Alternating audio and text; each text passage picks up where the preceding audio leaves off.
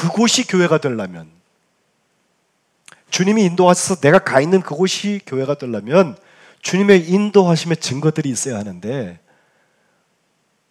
그것은 처음 교회 이야기로 하면은 놀랍게도 부흥의 역사로 나타났습니다. 저는 인위적인 방법을 여기 찾지 않습니다. 지금 3주째 제가 처음 교회 사도행전에 나타나는 그 부흥의 역사에 대한 말씀을 나누고 있는데, 첫 번째 것은 3,000명이 회개하고 세례받았다는 얘기 아니에요? 사도행전 2장. 그 다음 두 번째는 지난주에 얘기했던 남자만 5,000명이다 라고 하는 것인데, 남자만 5,000명이 되었다. 그러니까 뭐 한 15,000에서 2만 명은 됐을 거다. 사회학자들은 그렇게 말해요.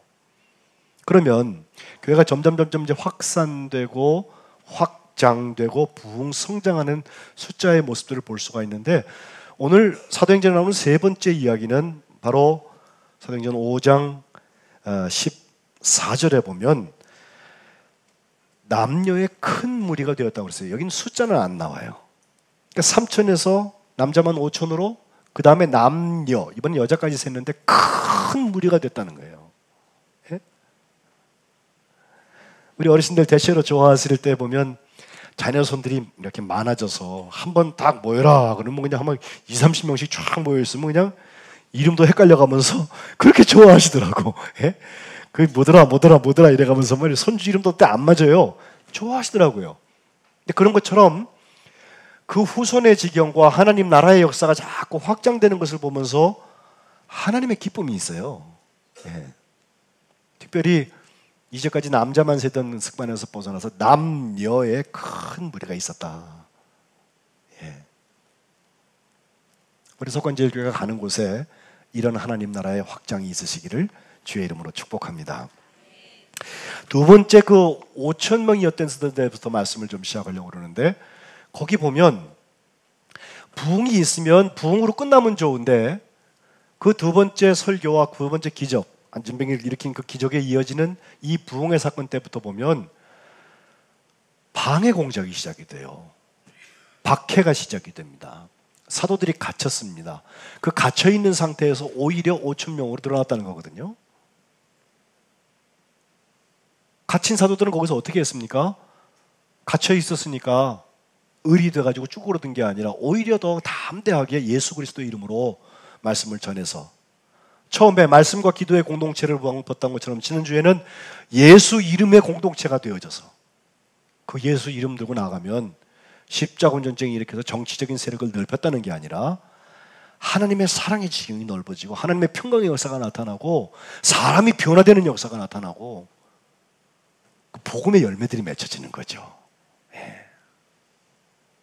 생각해보면 꿈 같은 일이에요. 그래서 저는 기사와 표적 중에 가장 큰 기사와 표적은 못 고칠 병이 나은 게 그게 기사와 표적 같죠? 아니에요.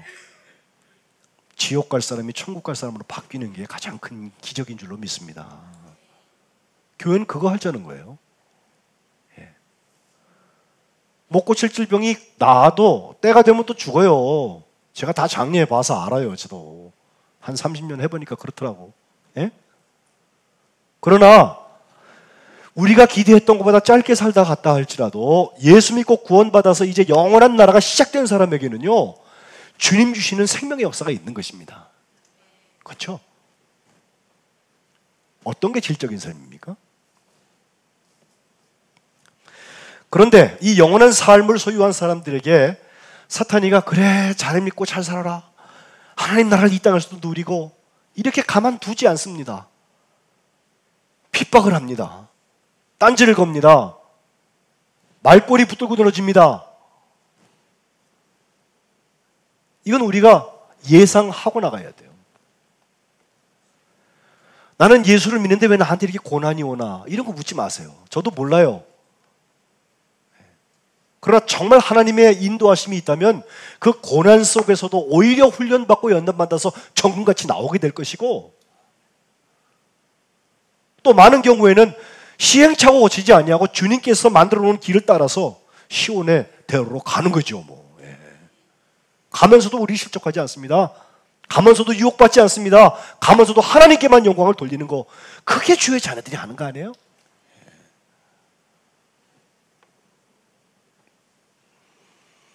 예수 이름으로 하나님의 말씀을 담대히 전할 때 박해가 온다는 사실, 사탄이 가만히 있지 않아요. 우리가 교회를 3.0을 세워가면 폐역한 세대는 5.0, 6.0, 심지어 10.0까지 갑니다. 그래도 괜찮은 줄 알아요. 어떤 그 역사들은 보면요, 꼭 그래야만 되는 줄 사명감 가지고 달려들어요. 네.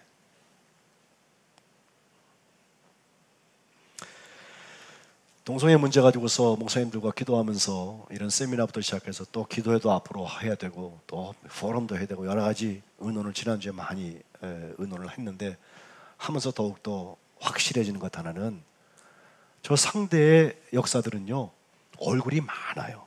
그리고 거짓말을 밥 먹듯이 해요. 그런데 누구 하나 책임지지 않아요. 그러니 공중 권세 잡은 자라는 게 딱 맞는 표현이에요. 우리가 때려잡으려고 그러면 없어요. 거기에 싹 빠져나가고.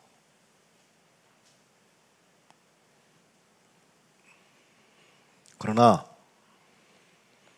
예수 이름의 권세, 말씀과 기도로 무장된 사람들이 감당하고 있는 영적 전쟁에서는 그런 사탄의 견고한 파수도를 다 파하고 주님의 복음으로 죽어가는 생명들을 살리는 역사에 쓰임받게 될 줄로 믿습니다.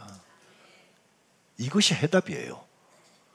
우리 누구 정죄하려고 하는 거 아니에요. 누구 잘못했다고만 야단치고 끝나는 거 아니에요.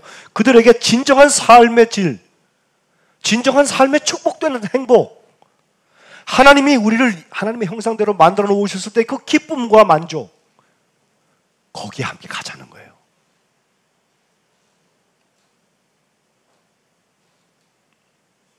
주님께서 마태복음 5장에 8가지 축복을 쭉 설명하시는데, 그 축복된 사람들의 내용을 보면요 별로 좋은 게 별로 없어. 세상에서 볼 때 야 그거 참 복되다, 로또 맞듯이 좋은 거, 그거 별로 없어요.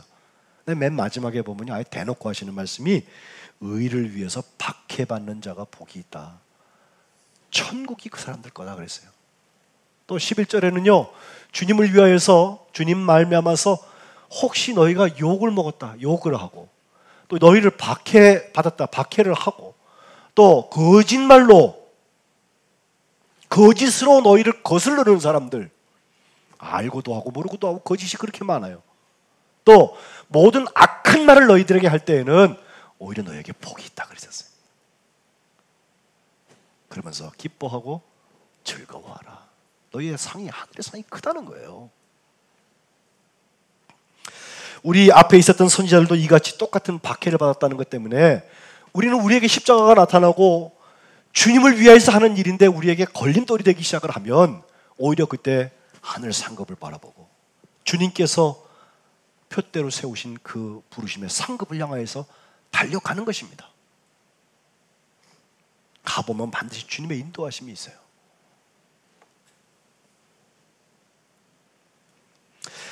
이렇게 교회를 온전히 세워나가려고 애쓰는 사람들에게 세상 권세는 경고하고 위협하고 다시는 예수 이름으로 말하지 말라고 하고 내주었는데, 그 다음에 돌아와 보니까 교회에다가 이런 쭉 보고를 한 다음에 교회가 함께 하나님 앞에 기도한 게 있어요. 사도행전 4장의 29절부터 보면 기도 제목이 나오는데, 하나님 그들의 위협함은 하나님께서 구워보세요. 이건 하나님한테 맡겼어요. 예? 그리고 두 번째로 우리 종들로 하여금 그 위협함 이런 거에 개의치 아니하고 하나님의 말씀을 담대히 전할 수 있도록, 이게 기도 제목이에요. 개인의 기도 제목도 중요하지만 이 기도 꼭 하세요. 그리고 손을 내밀어서 병을 낫게 하라. 사회를 고쳐야 합니다. 지금 아무도 책임지지 않아요. 그리고 표적과 기사가 거룩한 종 예수 이름으로, In the name of Jesus, 예수님의 이름으로 표적과 기사가 일어나기를 함께 기도했던 것입니다. 그랬더니 31절 한번 읽읍시다. 여러분 다 같이 시작. 빌기를 다음에 모인 곳이 진동하더니 우리가 다 성령이 충만하여 담대히 하나님의 말씀을 전하니라. 아멘. 빌기를 다음에 기도죠. 맨 끝에는 말씀을 전했다 그랬어요. 이게 기도와 말씀의 공동체 아니에요. 자, 말씀과 기도의 공동체가 되고 예수의 이름의 역사만 나타나기 시작하면 어떤 일이 특징적으로 나타나나, 바로 4장 32절부터 보니까 헌신들이 일어나요. 예? 하나님께 드린다고요. 봉헌을 시작한단 말이에요. 저는 우리 교회 예산이 말이에요, 뭐 어느 날 갑자기 확 불어나고 막 마음대로 쓸 수 있을 만큼 그렇게 되는 걸 바라는 거 아니에요. 우리가 쓰는 거 아니에요. 하나님이 온전히 쓰시려고 그러는데 부족하면 안 되겠어요. 예? 하나님이 이만큼을 쓰시고 싶은데, 우리가 할 수 있는데 우리가 어떤 다른 이유로 그게 채워지지 않으면은 주님께서 다 쓰시지 못하잖아. 그때 아무도 책임 안 진다? 교회 아닙니다. 사회랑 똑같습니다. 장로님들이 하시겠지? 그렇지 않습니다. 내가 내 몫을 하는 게 교회죠.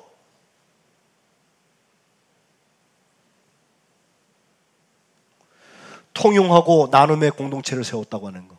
들여놓고도 회비와 다른 것은, 회비는 좀 많이 낸 사람은요 주장을 해요. 내가 얼마 냈는데. 처음 교회는 그렇지 않았습니다. 내 것을 내 것이라고 주장하는 사람들이 없었습니다. 그리고 주님이 쓰시기만을. 왜? 다 주님이 내게 주신 거 아니에요. 나의 생명도, 나의 건강도. 그러니 헌신 공동체가 될 수 있는 거죠. 4장 마지막에 보면은 아주 모범적인 헌신자 하나가 나오는데, 이름이 바라는 사람인데, 나바스라고 그래서 위로의 아들 표현하는데, 그는 초대교회에서 제가 보기에는 사울을 바울되는 데 큰 역할을 하기도 했지만, 오늘 판 교회가 있다면 바울보다도 더 필요한 사람입니다. 교회마다 바나바가 있어야 돼요. 먼저 자기가 헌신하여서 하나님께 영광 돌리고 모범이 됐어요. 뿐만 아니라 끊임없이 그 교회를 섬기면서 나중에 해외 선교, 1차 선교 여행 나갈 때까지도 같이 가면서 말이죠, 일꾼을 끊임없이 양육하고. 그게 영향력입니다. 밭을 팔아서 그 값을 가지고 사도들을 발 앞에 두었다고 했는데, 이제 이어지는 말씀이 5장 들어오거든요. 여기서 보면은 바나바와 딱 반대되는 부부 하나가 나오는데, 아나니아와 삽비라예요. 아나니아와 삽비라는요, 요즘 교인들로 얘기하면요 엄청난 헌신자입니다. 그러니까 우리는 아나니아와 삽비라만도 못하는 삶을 사는지도 모르겠어요.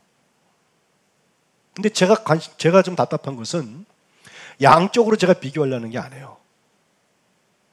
오늘도 교회 안에 아나니아와 삽비라 같이 살면서 나는 아니지요, 나는 바나바 같은 사람이에요 라고 생각하는 사람들이 있다는 거예요. 주님은 그것을 엄히 다스리셨습니다. 아나니아는 뭘 잘못했습니까? 정말 소유를 팔아서 값에서 많은 양을 아마 드린 것 같아요.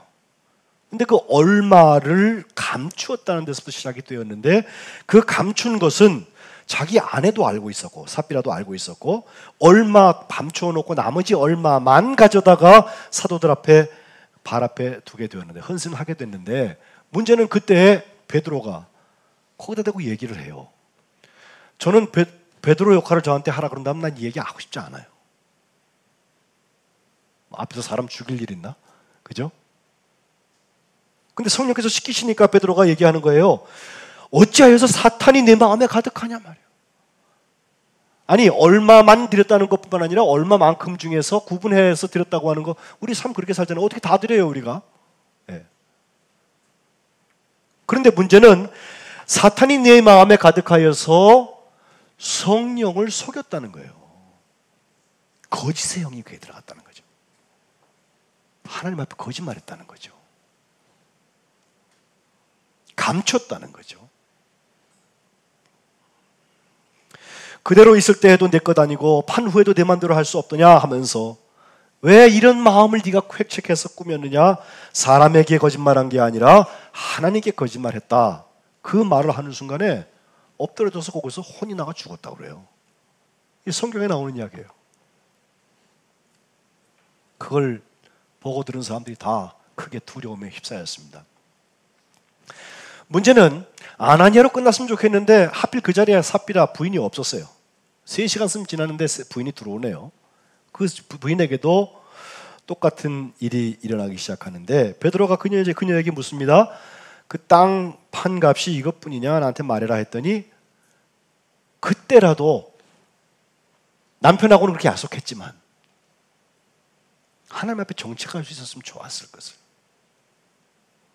예, 이것뿐이라 라고 대답을 했는데 9절에 보면 베드로가 이제 두 번째 이 부인에게 하는 말은 너희가 어찌 함께 꾀하여 주의 영을 시험하려 하느냐. 작당하고 모의했다는 뜻도 있지만 사실 함께 꾀한다는 말은요 그렇게 나쁜 말이 아니에요. sin, 함께라는 말과 포네오, 소리를 낸다는 거예요. 함께 말한다. 그래서 보통 화합하고 일치하자 이런 말 할 때 심포네오라는 말 써요. 그런데 여기 이 사건에 대해서만큼은 주를 시험하는 일이라고 베드로가 얘기하고 있습니다. 주의 영을 시험했던 것 때문에 그녀도 발 앞에 엎드려져서 혼이 떠났는데 이제 남편에 이어서 3시간 만에 그녀를 장사하게 되었는데 11절에 가면 온 교회 그리고 이 말을 듣는 사람들이 다 크게 두려워했다고 그랬어요. 여기 교회라는 말이 사도행전에 처음으로 나옵니다. 5장 11절 12절을 가보면 이제 이렇게 하나님께서 거짓된 것들 그런 척하는 거 사람 보기에 좋게 만들려고 교회를 세우려고 하는 거 엄히 다스리신 후에 표적과 기사가 갑절이 나타나기 시작하는 거예요. 지금껏은 40년 된 안징병이 일으킨 거 하나였습니다. 근데 이제부터는 병의 치유의 역사가 나타나기 시작을 하는데 가만 보면 사도의 손을 통하여서 민간에게 표적과 기사가 많이 일어났다고 그랬어요. 우리 교회 어떻습니까? 물론 그때와 달리 지금 병원이 있으니까 그때는 못 고치는 병이었지만 지금 고치는 병들 많잖아요. 그런 건 당연히 병원 가서 고치면 돼요. 괜히 하나님 시험하려고 그럴 필요 없어요. 그러나 병원도 고치지 못하는 병이 있잖아요. 특별히 영적인 병과 정신적인 병까지 주님이 만져주셔야 되는 부분들이 있잖아요.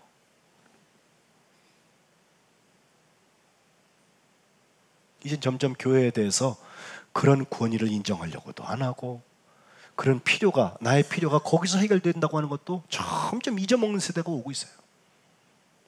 관심도 없어요. 그러나 저는 확언합니다. 그렇기 때문에 교회들이 그런 것 쫓아갈 것이 아니라 오히려 고유 기능을 살려서 주님께서 표적과 기사를 통해서 그리고 만병의 의원 되시는 예수님께서 온전한 헌신과 순수한 마음 가지고 주님 앞에 나오는 자녀들에게 치유의 역사를 주실 줄로 저는 믿습니다. 이게 교회죠. 15절에 가니까 병든 사람을 메고 거리에 나가서 침대와 요 위에 누이고 베드로가 혹시 이렇게 지나가다가 그림자라도 그 위에 덮일까? 이 사모하는 마음 아니에요 이거?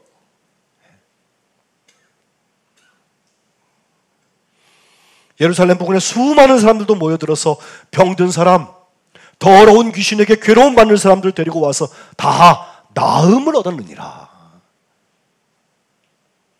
예루살렘까지 가서 비행기 타고 데려오라는 얘기는 아닐 거예요. 그러나 우리가 가는 그곳, 거기 함께 역사가 나타나서 석관동이면 석관동, 여러분이 추석 때문에 어디 가면 가는 그곳, 거기서 성령께서 함께 하셔서 치유의 역사들이 있으시기를 주님의 이름으로 축복합니다. 12절 하반절과 13절에 보니까 이제 표적과 기사의 세 가지 반응이 나오는데 첫 번째는 믿는 사람들이라고 그랬거든요. 믿는 사람들은요 마음을 같이 하여서 솔로몬 행각이라는 곳에 모였습니다. 그 다음에 13절에 가보면 믿는 사람 말고 나머지들이 나오는데 그 사람들은요 그 믿는 사람들 또 하나님의 역사를 지금 현장으로 보고 있는 사람한테 감히 상종도 못했다고 그랬어요. 예? 구분이 확 되는 거예요. 그리고 세 번째 종류의 사람들은 백성인데 이 사람들은 칭송했다고 그랬는데 처음 교회 표시 중에 나오는 온 백성들에게 칭송을 받았다. 칭송하고 원어는 달라요. 예. 여기 칭송은 그저 깜짝 놀래가지고 높이는 거. 우와, 이러고 있는 거예요. 바로 그 솔로몬은 행각이라는 곳은 어디입니까? 성전에 이렇게 사방을 따라서 이렇게 벽이 있는데 그 중에 동쪽에 있는 솔로몬스 포츠라고 써 있는 빨갛게 이렇게 해놓은 그쪽 벽을 말하는데, 저기는 162개나 되는 기둥들이 쭉 있고 위에 지붕은 있어서 비는 피할 수 있는데 벽은 따로 없어요. 그걸 솔로몬의 성전이라고 행각이라고 말을 하는데, 아마도 솔로몬 왕이 그쪽을 걸으면서 생각을 했을 것이다. 또 이 행각이라는 말에서는 스토아라고 하는 말이 나와서 걸으면서 사유하고 걸으면서 이야기하는 한 철학파도 거기서 나오긴 해요. 그런데 지금 저 성전 뜰 안쪽에 그 행각을 중심으로 한 그 지역에 사람들이 얼만큼 모일 수 있나 보면 한 6천 명 모일 수 있다고 합니다. 그리고 그 두 번째 부흥이 있었던 5천 명의 남자만 5천 명이 되었다고 할 때에도 바로 저 자리에서 성전 미문 앞에 있던 그 안진뱅이를 일으킨 다음에 거기서 베드로가 설교를 했고 거기서 부흥의 역사가 일어나는데, 바로 그 솔로몬 행각이라는 곳이 오늘 교회의 역할을 해야 되지 않나 봐요. 처음 교회는 어디였을까요? 물론 성령의 역사가 나타났던 그 120문도가 뜨겁게 기도했던 자리, 마가의 다락방, 거기 그 교회입니다. 그러나 거기가 교회였다면 하나님의 역사가 나타나는 곳으로 볼 때에는 바로 저 솔로몬 행각 저기도 분명히 교회입니다. 등기가 안 돼 있을 뿐이지 성령이 역사하셨어요. 그리고 거기서 남녀의 큰 무리가 주께 믿고 돌아왔다는 거예요. 그 회개의 역사가 교회입니다.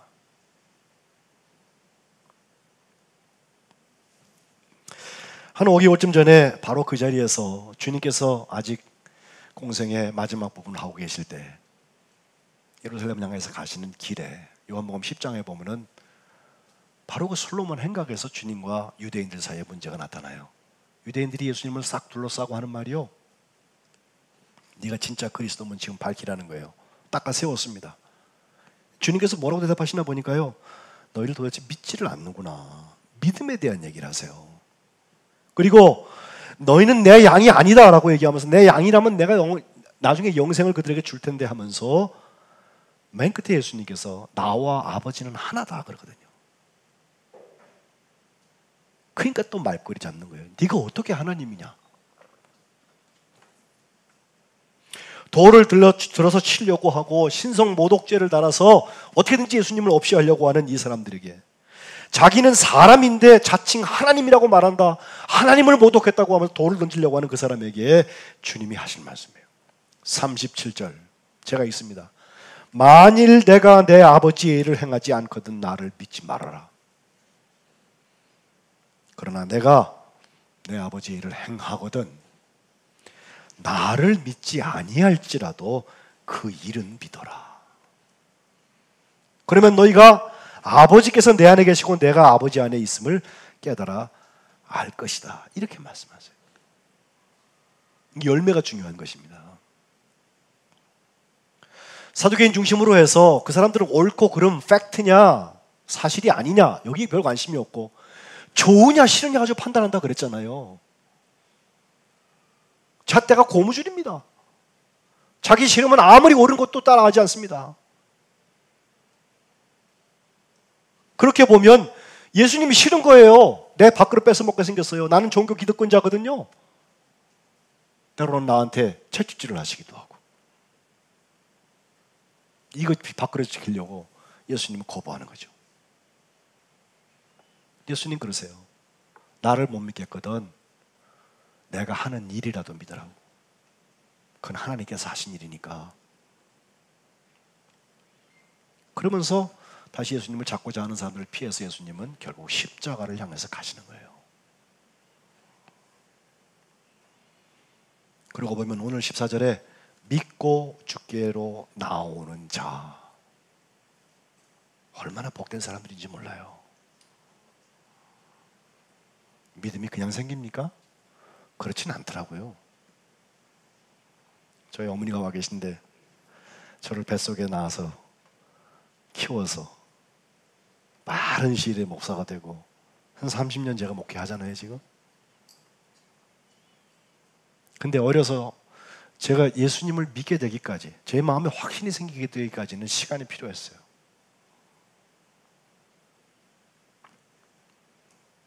아는 건 뭐 어려서부터 배운 게 그게 다니까 딸딸딸 외고 시험 보면 100점 맞죠, 성경 시험. 예? 그런다고 믿는 건 아니에요. 그러고 보면 믿음과 지식에 관한 얘기를 할 때 우리는 이렇게 말합니다. 보통 어떤 분들은 그러죠. 내가 좀 알아야 믿지 않겠습니까? 꼭 그렇지 않아요. 그러니까 뭐 세 가지고 오면은 막 하나님이 어떤 분이다, 예수님이 어떤 분이다, 막 성령이 어떤 분이다, 막 가르치기 시작하거든요. 그 가르침 믿음 들어갈 것 같죠? 그렇지 않습니다. 거꾸로 내가 믿음이 들어가면요, 이상하게 알려지는 것들이 있어요. 주님이 알려주시는 것들이에요. 그분은 교회에 익숙한 사람도 아닙니다. 그분은 많이 배운 사람도 아닙니다. 매우 많이 가진 사람도 아니고 수준 있는 사람이 아닐는지 몰라요. 그러나 그에게 믿음이 들어가서 예수님이 그의 주인이 되시고 나면 뜻밖의 하나님께서 기뻐하시는 일들을 감당해요. 먼저 됐다는 사람들, 앞서갔다는 사람들을 부끄럽게 하는 일들이 그들에게서 나타납니다. 그들이 돌파구가 되고요, 그들에게 열매가 있고요, 우리가 다 잊어버린 처음 사랑 펄펄 끓고 있고요.